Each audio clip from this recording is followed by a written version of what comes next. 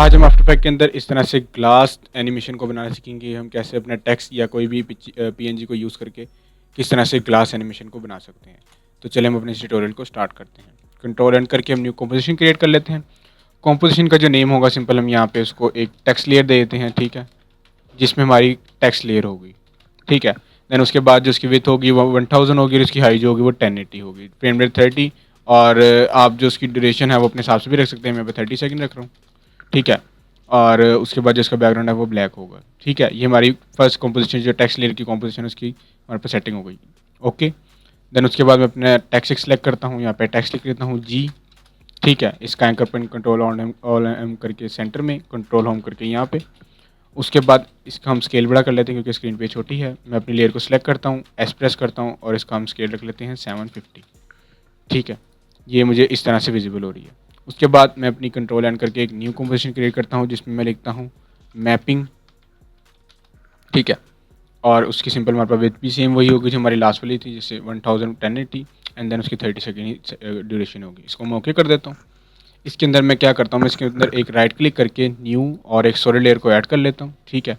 अब इस solid layer की हमने सेटिंग इस तरह करनी है कि इसकी विथ जो है वो 60 होगी और इसकी हाइट 1080 होगी, ओके। ये मेरे पास मेरी सॉलिड लेयर ऐड हो गई।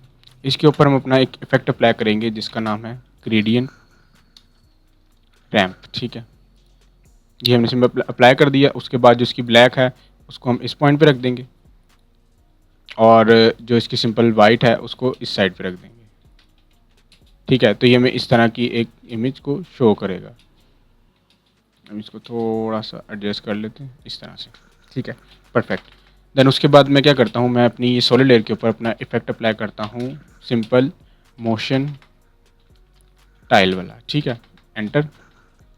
और उसको मैं यहाँ से सिंपल मिरर एडजस्ट कर देता हूँ और सिंपल उस मिरर एडजस्ट के बाद हम इसको आउटपुट विथ कर देते हैं। इसको मैं सिंपल यहाँ से 4000 इसकी विथ दे देता हूँ, तो मुझे ये इस तरह से शो होगा, ठीक है। मिरर एडजस्ट को हम अनचेक कर देंगे क्योंकि हमें इसके यहाँ पे मिरर मिल गया है। 4000 इसकी हम ये रख लेंगे। देन उसके बाद मैं सिंपल इसको सिलेक्ट करूँगा। देन इसको मैं यहाँ ले लेता हूँ अपनी लेयर को, ये वाली।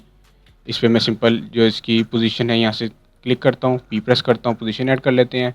देन उसके बाद मैं इसकी 20 सेकंड्स पे जाकर इसकी पोजीशन स्क्रीन से इस तरफ कर देता हूँ, ठीक है। तो मुझे ये इस तरह से मूव होता हुआ नज़र आएगा, ठीक है।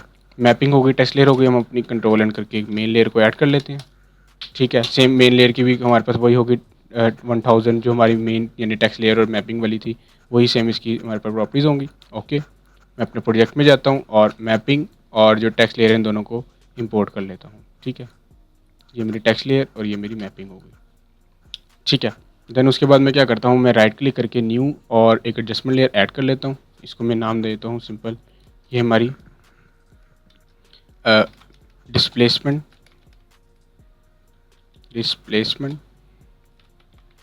ग्लास, ठीक है। ये हमारी इसकी शेयर लेयर का नाम होगा। इसको मैं एंटर कर लेता हूँ, ठीक है।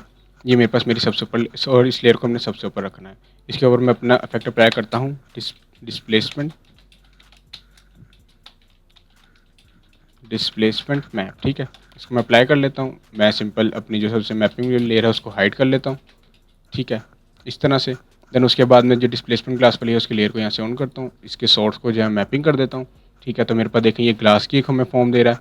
मुझे इसकी वर्टिकल पोजीशन नहीं चाहिए तो मैं इसको 0 कर लेता हूँ, ठीक है। और यहाँ से मैं इसकी वैल्यू को 50 रख लेता हूँ, ठीक है। तो ये देखिए हमारी सिंपल आफ्टर इफेक्ट के अंदर एक ग्लास एनिमेशन सिंपल ड्रॉ हो गई है।